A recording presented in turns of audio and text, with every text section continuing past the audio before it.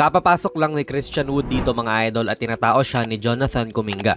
Itong si AD naman ay tao ni Dario Saric. And tignan nyo yung nangyari sa depensa ng Warriors. Noong umatake na si D'Lo dyan, syempre napatutok si Saric kay D'Lo para hindi direktang maka-atake to. Supposedly ang susunod na big ng kalaban siya na ang tututok at aabang kay AD dahil medyo libre siya rito. At ganun rin naman yung gagawin ni Kuminga. Pero ang nagiging problema naman sa depensa ay itong si Wood ang malilibre. So kita nyo, okay na scorer naman po si Wood. Si AD naman ay star player. At masasense mo dito yung potential nung pagkalito sa depensa with this pairing. Inabangan na lang nila ang potential na pasa ni D'Lo pero nakapag-layup pa siya.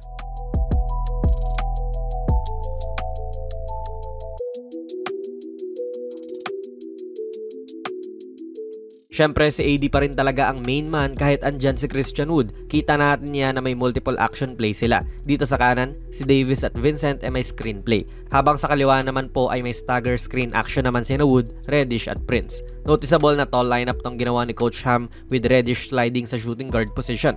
Problema to dati sa Lakers noong mga nakaraang season na ang dami nilang mga guard pero I guess ngayon ay hindi na yan ang masyadong problema. And ayun, noong dumaan na si Vincent sa pick na-drop niya yan kay AD.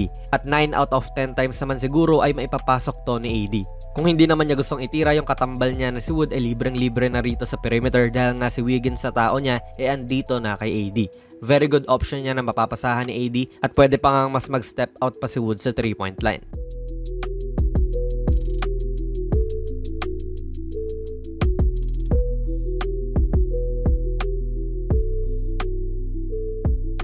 Ito, pretty much basic lang naman. Yung tinatao po ni Looney ay si AD pero hindi naman kita sa ating frame. And medyo iba nga to sa karaniwang opensa ng Lakers dahil si Christian Wood naman ngayon ang nagbibigay ng screen off the handoff.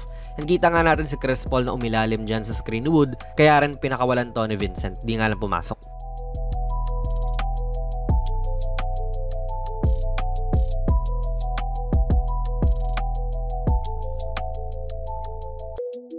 Kapag may big na nagko-close out sa'yo ng ganito, talagang aatakihin mo kasi matatapal ka lang dyan And ito naman, any big man ay magagawa to. Nakaabang na si Christian Wood dyan bilang last line of defense. Ang solid pa ay ang ganda ng active hands niya at na-telegraph niya tong pasa.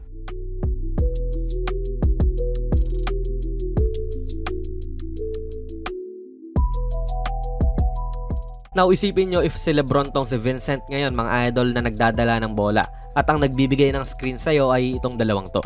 Dito pa lang noong umatake na si Vincent ay naiwan na si AD dahil medyo nag-help si Looney sa loob. So pwede siyang pasahan dyan at syempre kailangan gumana yung 3-point stroke niya ngayong season. Pero eventually ay bumalik din si Looney dun sa tao nga niyang si AD. Sabay si Wood may point guard nang tumatao sa kanya.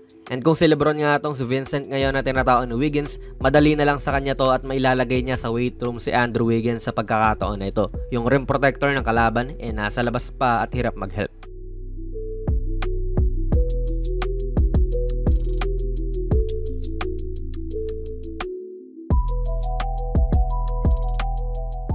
Saglit lang naman nagkasama tong dalawang to mga idol, hindi rin kasi naglaro si AD ng second half kasi preseason pa lang naman to at basically practice lang talaga nila yan. Ang importante rin talaga ay yung shooting at scoring ability ni Wood. Yun yung nagpapabagay sa kanila ni AD. And challenge dyan syempre yung ability ni Wood sa depensa in terms of defending yung mga big bodies ng liga. Dito hindi naman natin nakita gaano yung ganon dahil Warriors nga ang kalaban wala naman silang dominating big man. Preseason pa lang to pero offensively nakikitaan mo na rin talaga sila ng potential.